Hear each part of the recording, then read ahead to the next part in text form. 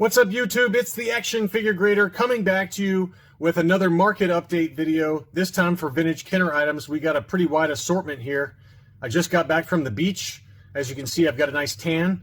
I also ate some raw oysters and picked up a wonderful stomach bug. I've lost like 5 pounds in 3 days, so it's been a lot of fun. But I want to say a couple of housekeeping items. First, I hit 2,000 subscribers while I was away, and I cannot thank all of you enough for watching my stupidity on this channel, and it's a lot of fun hanging out with you guys. So thank you so much for hitting 2,000 subscribers. So I'm going to be doing quite a few giveaways over the coming weeks. The first one was the 2 covers of the War of the Bounty Hunters comics, and congratulations to Darth Wiz. He is the winner of those, so I will be dropping those in the mail to you. I used to kind of show the comment picker, the random comment selector for the winner. I'm just going to show the actual results in kind of an insert now. It's just, it doesn't make for a better video showing all of that, you know, picking and copying and pasting and all that stuff. But rest assured, it was a legitimate process and Darth Wiz was the winner. But let's go ahead and dive right into another giveaway. And this time I've got the Retro Collection Luke Skywalker in his Snowspeeder outfit. This was a pack-in for the Hoth Ice Planet Adventure game. I've already got the whole game board graded, and I was going to get this graded, but I've run out of room, people. I've got no room. So this is a nice 85 to 85 plus grade Retro Collection Luke Skywalker Snowspeeder version. So this is the next giveaway, and as part of that giveaway, it's the same rules that apply. All you got to do is be a subscriber. Make sure you're a subscriber, because I do check that. Number 2, give a like to this video, and number 3, just give a comment, any comment below on this video, and you are automatically entered to win this Retro Collection Luke Hoth Snowspeeder. So that is going out to the lucky winner free of charge, and I will ship it in a star case anywhere in the world. So those are the rules. And so I got a great batch of vintage Kenner items that ended while I was away, while I was out of town. So I'm going to dig right into those. The first is a 12-back B Jawa. Man, you're not going to believe some of the prices for some of these items that sold. My buddy Ron over at Collectibles Investment Brokerage, who's kind of an affiliate of AFA, he sold a number of items. We've got bootlegs, we've got 12-backs, we've got everything. So the first one is this 12-back Jawa, and very similar to the one that was in a recent update video. This one was graded 80 plus. Beautiful item, and not the greatest photos, but it looked like it was in pretty good shape, and the price reflected that. It sold for a little over $1,500. So I believe that there was one that was sold even higher than that because it was higher graded. It was a 12-back B, and I think it was an AFA 85 if memory serves. It's from a previous video, so you can go back and look it up. But another high price, but not nearly as high as this one. This one, a 12-back B Luke Skywalker. Unbelievable item, and it was graded 80, and it sold for an astronomical price. I could not believe it sold this high. This one was graded 85, 85, 75. So it goes back to something we talked about with these white figures that are still in the, still in the blister. They can just degrade over time and yellow over time, and I guess that's what happened with this Luke. It doesn't look like a 75 grade figure to me, but that's what they gave it. And but it still nevertheless got an overall 80. 12-back B, and 12-backs have just skyrocketed in price like everything else, and this was unpunched. It was just a gorgeous example. But look at that sales price, $4,000 plus shipping plus eBay taxes. So that was well higher than I expected. I was expecting somewhere in the 3 range, and it blew past that very early on, and I knew it was going to go for quite a bit of money, but just another shocker of a price. Now, going back to what I mentioned, Ron over at Collectible Investment Brokerage, they sold a number of wonderful items this past week, and 2 of them were Hungarian bootlegs still on the card, and this is one of the more common ones, the Wicket figure, and these are what the card backs look like. They're really cool items, and they were made in the 1980s. They're Hungarian bootlegs, and this was Wicket, and you can see it's got a little bit of damage to the blister, but quite honestly, they're almost all like this. They all have these blisters stapled to the card, so it's very difficult to to find them in still good condition unless they've been qualified graded by AFA or whoever, UKG, Collector Archive. But this one actually sold for a pretty reasonable price. This price was kind of in line with what I expected. It was actually a little bit lower than what I expected. They've been selling 800 to 900 range, And you know, other than the minor blister issues, the actual card back, as you can see, they're blank on the back. The actual card back was in fantastic shape, and it sold for $600 plus shipping, $610 plus shipping, so a very fair price in my mind. But the Leia is a different story. That one came back really high, with a really high final sales price. As you can see, the blister on this one also had some damage. It had some cracking and breaks and things like that. It did still have her weapon. She came with either a red or a green blaster. These were heavily faked. The Han and the Leias, I believe, were pretty heavily faked in the 2000s. And this one did have some damage, as you can see in the upper right-hand corner of the card. But nevertheless, that sold for an astronomical number. That came in way higher than I expected. A buddy of mine bought a graded one not too long ago, and he paid about $900, I think, or maybe $1,000 for it. And it was in much better shape than this one. And wow, $1,600 plus shipping is a massive number for that Hungarian bootleg Leia, but a beautiful item. Next, we had, you know, on the other end of the spectrum, we had a couple that I thought were pretty good deals, and it's kind of like the tale of two items as we go through here. First, we had the Wicket that came in below expectations. We had the Leia that came in well above expectations.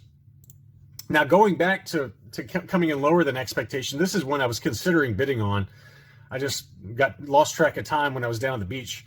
And this one was definitely in high-grade condition. This was a 41 back Sand People, and it looked pretty immaculate. The card back and the blister, everything was in great shape.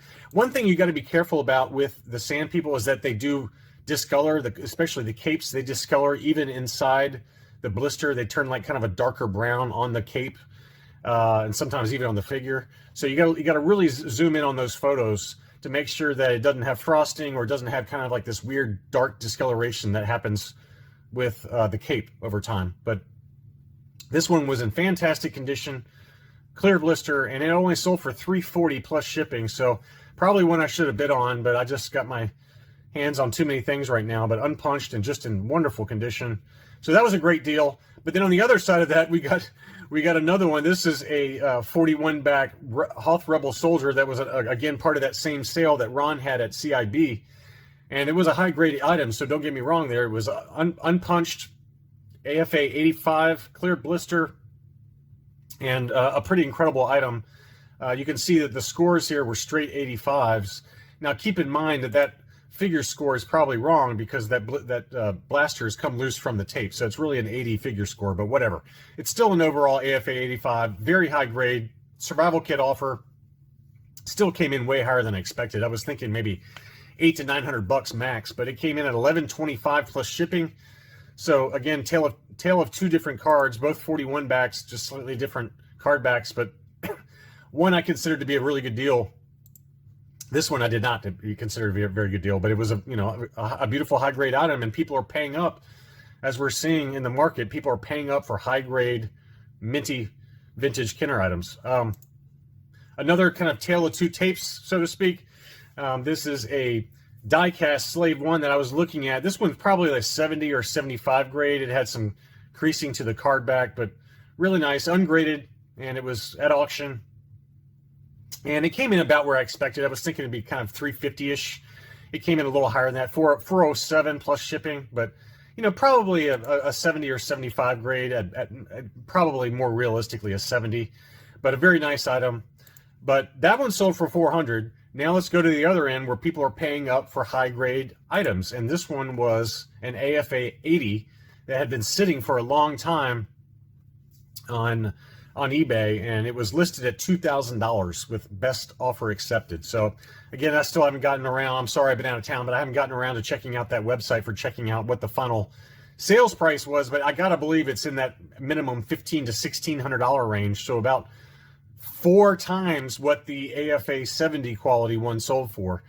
So, people are paying way up for high-grade items, and this was a beautiful one, don't get me wrong, but just a really high number, in my opinion, for that die-cast Slave 1. This is one I did want to mention. I just showed it in a recent video while I was away, the Toll Toys Forlom mail-away, the Australian-New Zealand Forlom, and this is just the standard US version that came with the catalog, as you can see here. And so this is one I'd like to get, and I had my eye on this one. But when I started looking at this Forlon mail away, I was like, well, I'll wait for an auction. And a couple have gone at auction over the last, I don't know, 6 months, and they've all been selling almost exactly the same price. 180 to 190 is what they've been selling for. This one was listed at 325. I was like, that's too high relative to where they've been selling at auction. But this one still sold. This one sold at 325 with free shipping. So, after taxes, it would have been $350 for me. And that's the same price, roughly, that I paid for my Toll Toys mail away. That's an 85. So, to me, this is a very common, this US version, this is a much more common Forlon mail away. So I think if I'm going to spend that kind of money, I'd rather spend it on the foreign Toll Toys version, which is, not super rare, but it's harder to find than the US version. So I was a little surprised that actually sold, though. I was hoping that would come down a little bit, but it is what it is. One quick this is the only loose graded figure I had on this video, but another one I was looking at really closely, and the reason I bring this one up is because you can still find, pretty good deals on some of these foreign vintage loose graded items. This was at auction on the UK version of eBay, the same seller that does a lot of foreign vintage high grade. This is a Spanish Puck Red Eyes, Blood Red Eyes, IG88. And I had this one on my snipe list, and I just decided to not put a bid in just because I'm being cheap right now. But this one actually sold for less than an ungraded example, and probably not as good a condition, just sold for on Echo Base vintage variants. There's a bunch of really nice Spanish and Lily Letty figures that just sold on Facebook, and one of them was this IG88, and it was ungraded. It was still very nice, don't get me wrong. It was probably pretty close to condition of this one, but it was ungraded, and it was about the same price, if not a little bit more, than what this one sold for. So, what I'm trying to show in this video is that not everything is overpriced right now. You can still find some pretty decent deals out there, especially if you were in the UK for this one. For me, it would have been another almost $60 shipping. But if you were in the UK and this one came up, this was a great deal because your shipping was probably a third or less of what I would have had to pay being over here in the US. So, again, there's still some deals to be had out there. Again, it's not cheap, but it's for what it is. That's a pretty fair price, given that it sold almost instantaneously on Facebook, ungraded for more, just this past weekend. So back to the mint on cards. Another one that was best offer accepted was this 65 back Palatoy Han Solo. This one had the double stem. This was not on the Toy Tony list, so I had this one on my watch list. I would have liked to have added it, but just timing didn't work out for me. But this one is a legitimate example because it's not on the Toy Tony list, and it was UKG 80, very high grade, and I thought the price was very fair. It sold for 250 pounds or less since best offer was accepted. So a pretty fair deal in my mind for a high grade Palatoy Han Hoth. Just really nice example there. And another Palatoy, this is the Tri-Logo. This was ungraded, but this is a seller I bought from in the past. And he does have some really nice stuff on here if you're, patient. I believe I got a Rancor Keeper from him, Tri-Logo Rancor Keeper from him for very fair. This one was best offer accepted. It was listed at $250. And given what vintage prices are doing look at the blister on this. I mean, it was almost perfect, which is very tough to find on these Tri-Logos. The card was in pretty much perfect condition. So I thought, $250 or best offer for something in this immaculate of condition, I thought that was a very fair deal. And when I was thinking about, but just, again, timing didn't work out for me. But man, you hardly ever see Tri-Logo vintage, Return of the Jedi Palatoy Tri-Logos come up with these pristine blisters ungraded. It just hardly ever happens anymore. And I thought that was a great deal, whoever picked that one up. On the other end of the spectrum, again, this is a Tri-Logo that I had been watching just to see if it would ever sell. And I thought that the blister score on this one was really generous. It's a 80, 80, 85 Leia Combat Poncho. But if you look down here in the bottom left-hand corner where I'm zooming in, I mean, you can see that blister's got a pretty bad ding on it. And to give that an 80, I was really surprised. But it was unpunched. It was a very nice example. It certainly was an 80 overall. It wouldn't, no matter what the sub-score would have been. But it was listed at $750 plus shipping. So, I mean, after taxes for me, that would have been more like $850. And that's just way too much money for me to spend on a Tri-Logo unless it's something really rare. But Nevertheless, that did sell, and it's a great seller. I'm not criticizing the seller for where he priced it. He obviously got it, but he has a lot of nice stuff on eBay occasionally. Finally, before we wrap this video up, this is one that I was speaking with a subscriber about, and we were trying to guess at where this one would sell. This was an AFA yellowed 90 Lando Power of the Force figure, and again, this goes back to what I was saying with last 17 figures. The prices have just gone completely insane. Now, this is a 90 grade, so I understand. I understand that you're going to be paying quite a bit more. The difference in price for an AFA 85 versus a 90 is amazing. I mean, it's a massive price difference, and this one was no exception. I mean, $1,500 for that. And you know, again, I love the way these look. I've certainly considered buying some of them. But these yellowed blisters, whether they've got a tray in them or not, I'm terrified about them just shattering during shipping, since these are encased, and I've just seen it happen too many times. I'm just not willing to risk it right now. But anyway, it was an 85 90 90 archival case, beautiful item. Don't get me wrong. These last, look at that card crease right here. You can see the damage there. But I was just really surprised it sold that high, given that was probably a little bit generous on the overall score. I think when you got this much creasing on the back of the card, probably not an overall 90 in my opinion. But you know, again, this could have happened after grading. It just jostled inside the case. Who knows? But I thought, given that crease on the back of the card, that people would discount the fact that this is not really a true 90. This is probably an 85 or maybe 85 plus at best. But that's a pretty big crease for to get an overall 90 score. But it did not stop the bids. 34 bids, $1,500 plus shipping. So last 17 continued to just skyrocket in price. As a final reminder, make sure to be a subscriber. Make sure to like this video and comment below. Don't forget to comment below, because that's how I pick the winner. And that automatically enters you for this retro collection Luke Skywalker snow speeder that was the pack-in on the Hoth Ice Planet Adventure game. So I'll pick a winner in the next week or so for this. If you like this kind of content, please be sure to like and subscribe. I'm always coming out with more updates. I've got a really awesome market update coming at the end of the week that you do not want to miss. I don't want to spoil the details, but it will be probably some of the most rare items you've ever seen out there, and we're going to track and see what some of the sales prices look like after the closing bell. Thank you guys so much for watching. I look forward to being back soon, and I'll talk to you soon. Bye.